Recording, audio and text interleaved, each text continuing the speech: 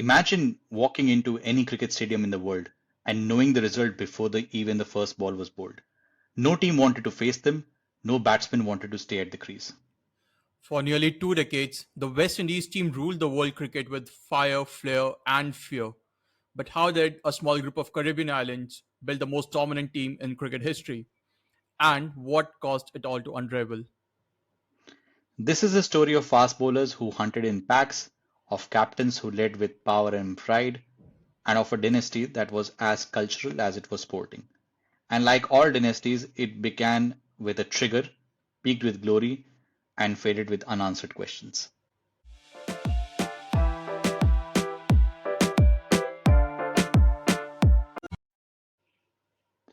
Hello and welcome to the latest episode of the Reverse Sweep Show. As ever, I'm your host Suyash, and joining me, as ever, is my co-host AB. AB, the IPL is back again. How are you feeling about cricket and life in general? IPL is back, but ironically washed out the first game. Yeah, But yeah, looking forward to the IPL and then also looking forward to the test season that is coming up. A lot of news coming around there, a bit heartbreaking, but yeah, that's the nature of the game. What about you, SS? How's it going for you? yeah, the IPL seems a bit decaffeinated and also a bit watered down, literally. And as you just mentioned, I think my attention towards cricket is also gravitating towards what's going to happen in the World Test Championship in India's tour of England. So we thought that best is to recalibrate ourselves to Test cricket and maybe a good opportunity to talk about a team that's not going to be part of WTC final, but it's my second favorite team. And if you talk to a lot of people in the previous generation, it's the nemesis, but also a team that they lovingly think about, be nostalgic about. And so we are talking about the great West Indies team. And maybe for the benefit of our listeners and viewers, what is the exact topic about? Yeah, I think the theme for this season is dynasties, and you gave the team that we are talking about. It's the West Indies, so it's fairly clear we are going to talk about the West Indies dynasty from back in the 80s, the legendary team that they had built up. For me personally, this is a very nostalgic kind of topic because I didn't see them play, but I heard so many stories about them play. When I was growing up and I started watching cricket, I used to watch cricket with my dad, and whenever there would be a Wasim Akram bowling an amazing swinging ball, my dad would then talk about stories from back in the day when Malcolm Marshall or Michael Holding would be bowling to these Indian batters. So yeah, that is what we talk about, the West Indian dynasty in Test cricket from 80s. And just to give people a context of the magnitude of the dynasty that they had built, this West Indies team had not lost a series from 1980 to 1995. And SS, I know you have done so much more research on this. So I'll pass it on to you to lay the ground for how strong and dominating this West Indies team was and also how feared they were. Yeah, it's the swagger that everyone remembers. It's not just the skills and the amount of series and matches they won and how much they terrorized the opposition. It's the swagger. I remember watching the 96 World Cup and there were the national anthems being played around and my mom introducing that this is Lara, the captain of West Indies, and they are a formidable team and they reached the semi-finals and then they lost heartbreakingly to Australia. But yeah, it's being a colonial nation. They were introduced to cricket by England, and they became the fourth de facto country to play Test cricket. And they had initial years of struggle. I think we covered the New Zealand's initial struggle in one of our episodes in season one. We will link it down in description. But we also talked about West Indies that after coming of age after World War One, they had their first black captain and the recognition that it's a country that would need to tackle with all the situations around with different islands because remember West Indies plays as West Indies only in cricket and no other game, so you have fractured nature. In the 50s they started getting some success. I was reading about a match in the Oval when Sonny Ramadine and Al Valentine, I think the spinners did pretty well and they won a test match. So they kept on winning few test matches in the 50s and 60s but never consistently. And then they still had formidable pace attack, and people feared during the West Indies because they had so talented players, the three Ws, Walcott, Weeks, and Wes Hall and everyone. So the three Barbadians. We remember a lot from Indian context because of certain Sunny Gavaskar making the debut and doing that big chase in Port of Spain, after which Clive Lloyd and the West Indies decided that we have to change a bit about ourselves. We have to stop playing spinners. However successful Lance Gibbs is, I think he has 360 test wickets or something. They decided to move away from that formula. They became very dominant in ODI format. They won the World Cup in 75 and again in 79. But then things were happening on test front, which they felt were not giving them the domination. They lost the couple of series versus Australia, one I think 5-1, in which Lilly and Thompson absolutely destroyed them. And the famous headline that if Lilly won't get you, Thomo will. And I think they drew a lot of inspiration, and Lloyd certainly did, that they could do all the work that they could do on their thoughts, but they needed a brand and identity, and fast bowling was the way to go. And then they unleashed that against India in 76 in Jamaica, the bloody test match.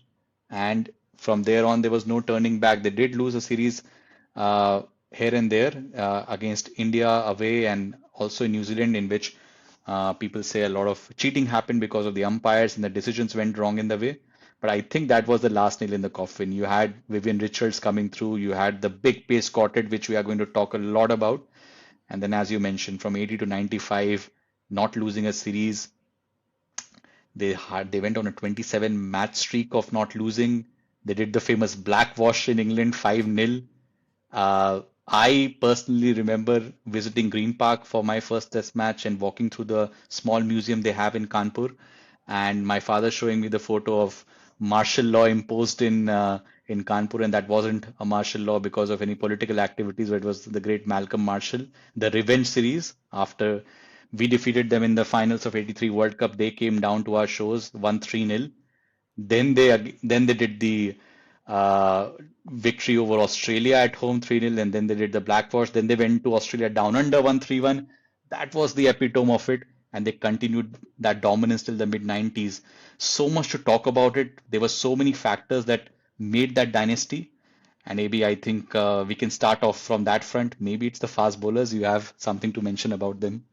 Yeah, of course. When you talk about that team from West Indies, it's impossible to think about them without thinking about the pace bowling lineup that they had.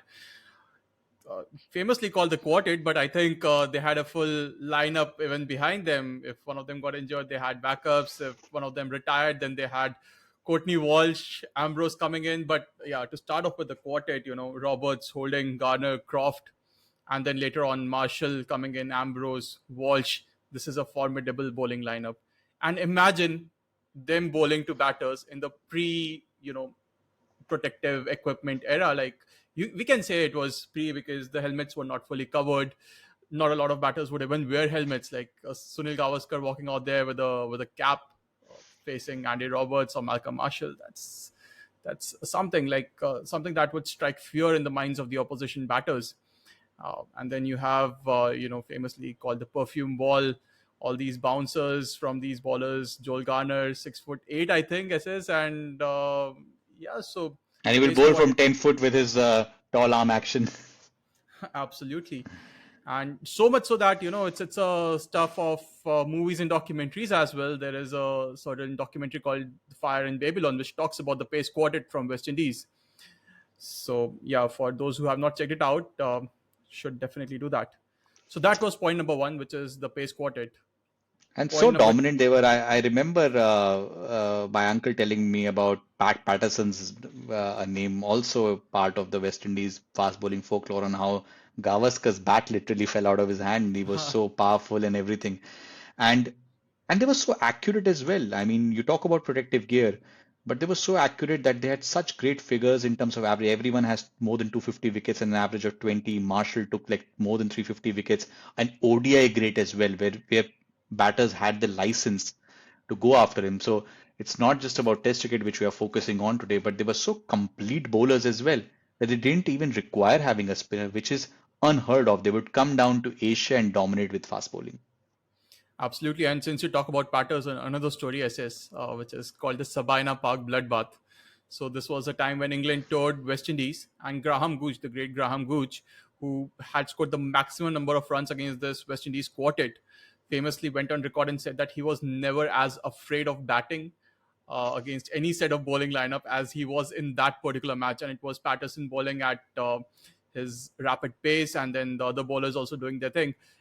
Of course, helped a bit by the spicy pitch that they had built up there, but then still, Graham Gooch saying that is something that holds that weightage. So that was the point that we wanted to talk about pace quartet. But then, if we move away from the pace quartet and then go to the brains of that team, we have got to talk about Clive Lloyd SS. And you had mentioned that after that 76 defeat against Australia, where they were overrun by Lilly and Thompson, Clive Lloyd completely changed the brand of cricket that West Indies plays. And in modern times, we have seen a lot of teams do that. So we have seen England do that with baseball. We have seen again England do that in the white ball format when Ian Morgan, after their defeat in 2015, after their exit in 2015 World Our Cup, coach Shastri era as well. Coach Shastri era, and even with Rohit Sharma changing the brand of cricket that we play in white ball. So we see a lot of that happening in the modern times, but imagine that happening back in the 80s or 70s rather. That is so rare, and I think that deserves a special mention for that. So Clive Lloyd identifying that pace is the way to go, bringing in that core of players, and also not just around bowling, but also with the intentions. They want to play, they want to win, and they want to win with domination. They don't just want to win, but they want to dominate the opposition. They want to strike fear in the minds of opposition batters, and that they definitely did. And the recognition of the fact that everyone now knows that in order to win test matches, you need 20 wickets, and you want to pick those 20 wickets by pace. And you have got an army of pacers who are so accurate, so fast, and so fearsome that they're literally called the four horsemen of the apocalypse, as they are called. And recognition of an edge is something, but maintaining that edge for 15, 20 years is another thing, which they were able to do. Even after Lloyd left in 85, 86, you had Kalicharan in the middle, and then you had Viv at the back end, and Richie Richardson and Lara even at the early. They were still dominant, so that edge was still so good. It's like having a plan is so good that you don't need a plan B. Absolutely. And then another thing which a lot of times we overlook, is just the fact that West Indies is playing cricket as West Indies. How do you bring Yeah, a group of people from different countries together, create a culture, and create ethos that a team can follow, bond over, and then play together as a single team? So that in yeah. itself is Talk about Mumbai lobby. You had Jamaica, Barbados, and Guyana lobby there. absolutely. And that also takes us to the point around team culture, mentality. They were absolutely ruthless, unapologetic. Winning wasn't just enough. We spoke about it. But then we also have to talk about fair play, right? Like, unlike, say, the Australian team from 2000s, where you would associate a lot of sledging, a lot of maybe crossing the line at times, a lot of scandalous events that the players would get caught up in, talk about monkey gate, talk about sandpaper. This West Indian team was quite clean. Even their protests were like silent protests. Yeah. You spoke about the tour down in New Zealand where there were a lot of biased umpiring. There's a story. Michael Holding went on a silent protest. 14 ball over that he bowled with a lot of no balls, peppered with bouncers to make a statement, but never did he cross a line. So And talk about also, that. I think situations around the Packer series and the Apartheid rebel tour to South Africa, yes, they lost a couple of players there, but the marquee players who had a blank check like Vivian Richards to go out, they decided not to. Just moral upstanding of the racism that was happening against the blacks in South Africa, and also the pride of representing West Indies and succeeding with it. Is sometimes we have lost it in the franchise era, not just in the West Indies but across the world. But they had that. And also, if you listen to interviews of past players, yes, there is a hint of nostalgia, and nostalgia is often like uh, it's like a shadow that can blind your opinions about the past. But any pro player that you talk, they have fascinating opinions and very good opinions about West Indies and their class and their, even if they had to strike fear, they would just give a glare, no sledging at all, compared to what we think about the Australian 2000s team. So that aura and that respect is just commendable about the West Indies team that comes from everyone. Absolutely. You talk about Viv Richards, you talk about Aura, and we have got to look at the batting, right? We have Greenidge and Haynes at the top of the order. Then comes Viv Richards and then Clive Lloyd in the middle. That's a formidable batting lineup. All the talk around the bowling quartet, pace bowling quartet, but we can't look past the batting either. They had a really formidable batting attack as well. Imagine, like, we were talking about it as the Australian bowling lineup right now, with Hazelwood, Stark, Cummins, Lyon. That has to be one of the most stable uh, bowling attacks That's in one the of the modern great times. But then, quartets. That's one of the yeah, greatest quartets ever of the modern times, and still they have lost back-to-back series against India at home, at home. and yeah, so imagine the kind of weightage that even the batters have to bring for it to be a very balanced attack. So we can't look past their batting either. And then, I of think course, I think they also like lesser players. I mean, there were no lesser players, but people forget about Rohan Kanai, Alvin Kalicharan, Richie Richardson, even early models of Jimmy Adams, Carl Hooper, Brian Lara. So people forget about West Indies being dominant even till 1995. And there are some players that we still know about them. So they had such a good pace attack, backed by such good bowling, batting as well. They were like tremendously all-round team, and that's why they were there for 15 odd years.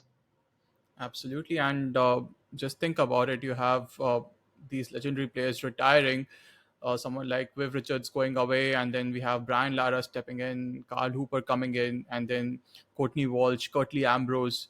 So they always had this pipeline of amazing talent coming in, right? There was no shortage of talent. And a lot of it also has to be attributed to the fact that these players played a lot in county cricket back in the day. Yeah. And also, I mean, even after 95, it wasn't like a rapid fall, which we will discuss a lot. They had still had a pipeline of fast bowlers like Ian Bishop and Anderson Cummins and everyone. They still went on to win series against decent teams home and also occasionally away as well. And that was a testament because you even if you were losing your aging players and experienced players, but you still had that pipeline that will still winning you matches down the line. And West Indies is never short of talent. We all know that, even from the modern perspective as well. Yeah, but then we also have to talk about SS. Why did the dynasty eventually fade away? Like with every dynasty, there is a rise, there is the period of greatness, but then there is also a period of falling from grace. What are your thoughts? Why? Yeah, I think it's both some organic and also the evolution of the game. I think they were not able to replace, I feel, in terms of batting. And also how the progress of other cricketing teams were there. I think the rise of Australia, that 95 series, is quite a good testament. That famous Steve Waugh double century. Even though there was a depleted Australian team, they won 2-1 versus the West Indies away, and that changed the course a bit, the tide. And also, I feel even though they were creating good bowlers, but they were not creating good enough test bowlers to take 20 wickets consistently. I think that's the cricketing reason. And then you look at all the administrative reasons, with the financial muscle that ICC had and how the center of gravity of cricket had shifted towards India and the bigger commercial. They could invest a lot of money in their grassroots development, in their and how the craze of the game had picked up in Asia. And I think West Indies lost out uh, because of all the 96 World Cup and the revenues going and everything. And then the fractures come in. You have ultimately you lose the ethos and the integrity and the cohesiveness which West Indies cricket administration was going about. And I think that's one of the bigger reasons as well that the fractures came out. They were not, from a cricket management perspective, doing with one West Indies ethos, but their own individual island ethos. And that's also probably a big reason why big contracts were not in place. You started losing players, you started losing viewership as well. And I think all this gave a combination that teams just had a heads up on them, and you saw Australia, South Africa, India, Pakistan, Sri Lanka, and then West Indies went from slowly. It was a gradual decline from top to middle tier, and now in a lower middle tier team. Yeah, and quite sad to see West Indies not even qualifying for World Cups, and like they have reached a point where Afghanistan is qualifying even for the playoffs, but West Indies doesn't even get a spot And they in they the entire they tournament. still have it. I mean, and you can see they won an ICC Champions Trophy in 2004. They qualified for another final in 2006. They won a couple of T20 World Cups. They literally changed the game. Their stars are still the most wide in franchise leagues around the world. But Test has become like an expensive game for countries to host and to get that viewership and to get that, and only the big boards can do that. And there's a lot of discussion on revamping of Test cricket. I think just because of sheer talent, they will win a tournament here and there and do really well, and their players will become big stars. But I think over time, this commercial and the financial muscle aspect in West Indies administration losing the grip on how cricket should be supported and make it accessible and exciting for youngs to follow. They've lost out on that, and that's the biggest reason for the decline. Absolutely. And I also feel that they always had superstars, right? They had Brian Lara going into the 2000s. They had Shiv Narayan Chanderpaul, Walsh, Chris Gale. Ambrose, Chris Gale coming up. Yeah, absolutely. So they had these big superstars. But then they weren't able to build a stable team around these players who would buy into a common vision like they had back in the 80s with Clive Lloyd's vision for the team. So I think that was also another factor where they lost out on.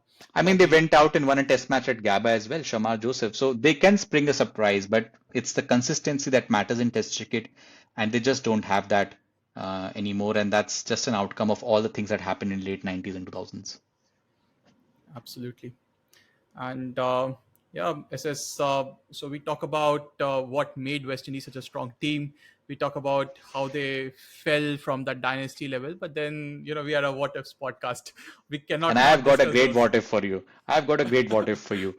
Because you mentioned at the very start, and I got offended by it because I'm such a big fan of West Indies fast bowling. You said protective gear era. I took offense to that. Do you think, really think, if a proper modern day protective equipment was there and you had throwdown specialists and bowling machines, would it have affected West Indies' dominance? So I think about it in two parts. One is the actual game that is happening on ground. The other is the mind game that is happening. On ground game, I think it would not have impacted much. West Indian bowling attack was very, very potent.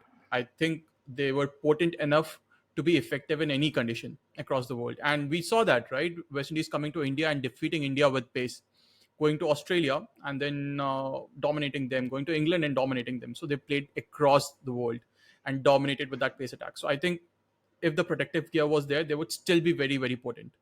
But I also feel that they would have lost that X factor, that edge in their game. The fear that they struck within the opposition's minds, that probably wouldn't have been as bad. Like we wouldn't have teams coming in and talking about how to face these bowlers or how to even survive the test matches. We wouldn't have Graham Gooch coming in giving statements like, I was actually afraid of my life. So that X factor would have gone down. And I think that would have prompted the other teams to actually go that one step further in competing better. So I think by and large, bowlers were very potent, very effective. They would have continued to do so. They would have continued to dominate the batters, but probably they would have lost a test series here and there. Maybe not a Yeah, 15 or my anything. my yeah, my short response to that I think is I think they might have drawn or lost a test match here and there, but they would have won most series that they anyways won. It's just because they had cracked the formula. The tests are won by picking 20 wickets and they had the best bowlers in the world, and no team was thinking that way. They had good batters and decently couple of good bowlers, but to have bowlers who could win series by picking 20 wickets consistently, only West Indies had, with or without protective gear, with the kind of tactical acumen and how they would plan. This is also one of the things that people forget. They used to plan so well, bowling in packs and everything. They would have still been really dominant.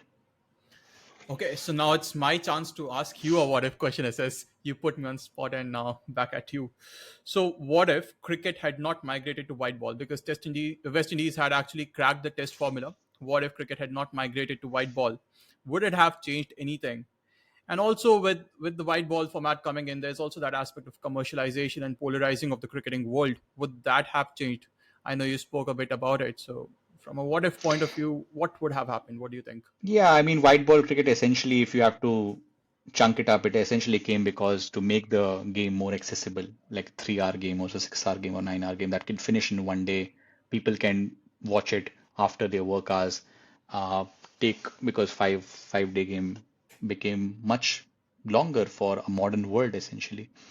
And but you look at the other way, West Indies were like really dominant in the 70s, winning 2 World Cups. They were the best team, best white ball team. They reached the 83 final as well. So it's not essentially the white ball game, especially the ODI game, that would have affected them, and that did not affect them because they were so dominant. In fact, they just amplified their skills, I would say. Uh, I think it's the major reason that the commercial aspects that got brought out, and they were at the wrong end of it.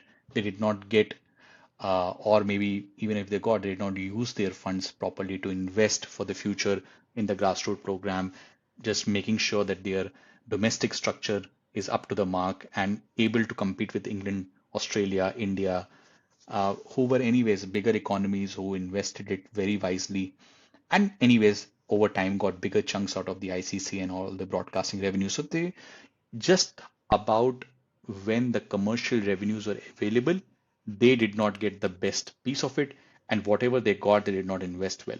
So I think it's not just that the white ball game came and or if it would have come earlier on, they would have lost even more years of domination. It's not that. It's just the commercial aspect of it, which they couldn't deal with well and couldn't, solidify their domestic structures. I think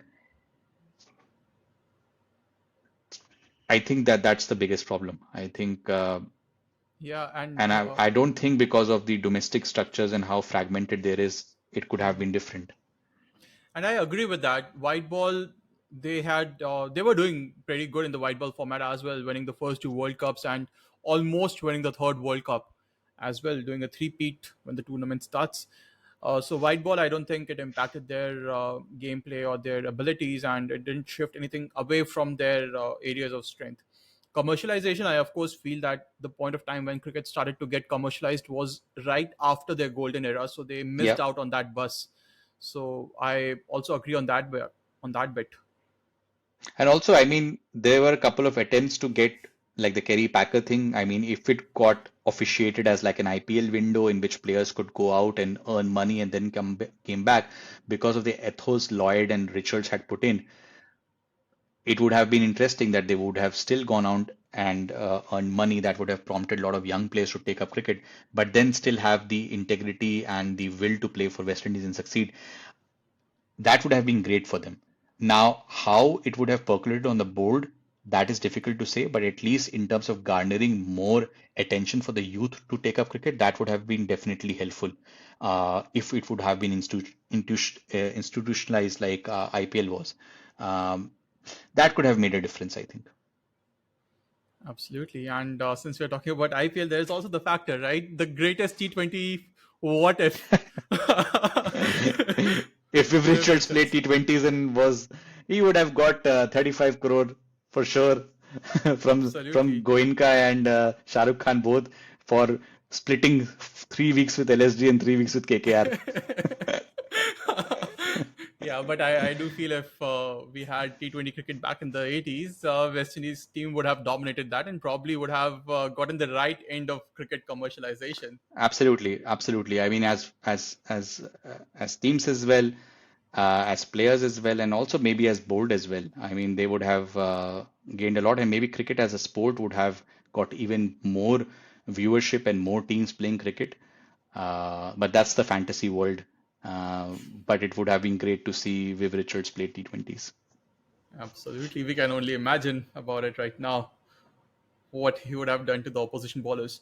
Okay, so one more question for you, SS. Can any team in the modern times, in the contemporary, out of all the contemporary cricket teams that we have right now, compete against that West Indian lineup? What's your pick? Yeah,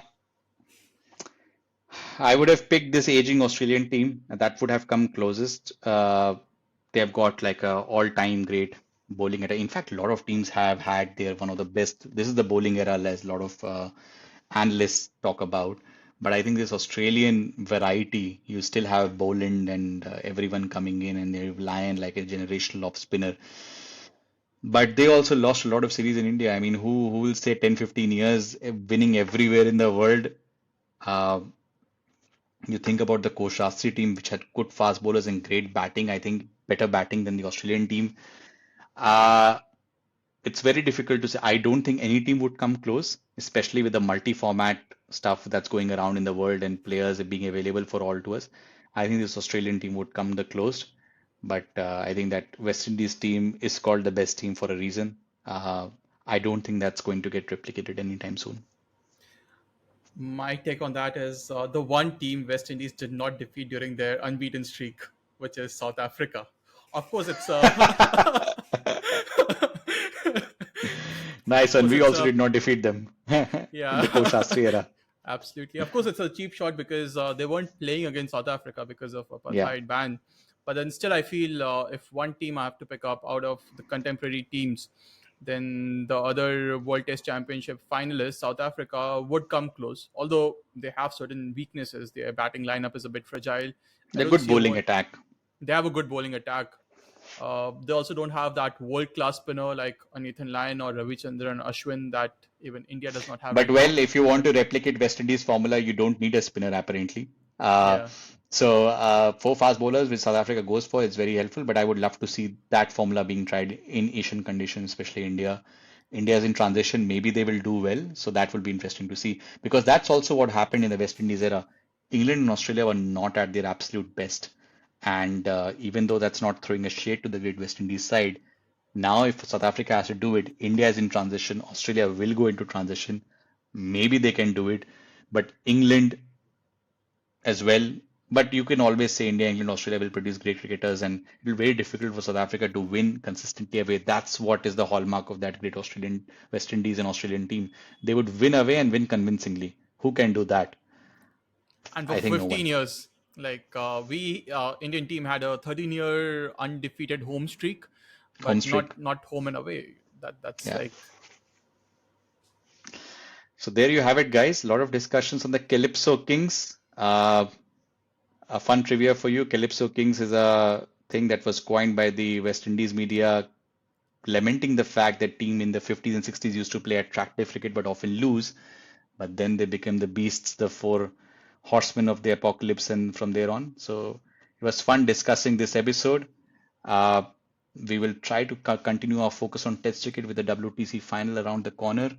We discussed about the other team. Maybe we will do an episode on the other team. But yeah, thank you for tuning in. We are available on all podcasting platforms. You will keep seeing us pop in on all social medias, including YouTube, with our clips and shorts. And thank you for your support and looking forward to the next episode.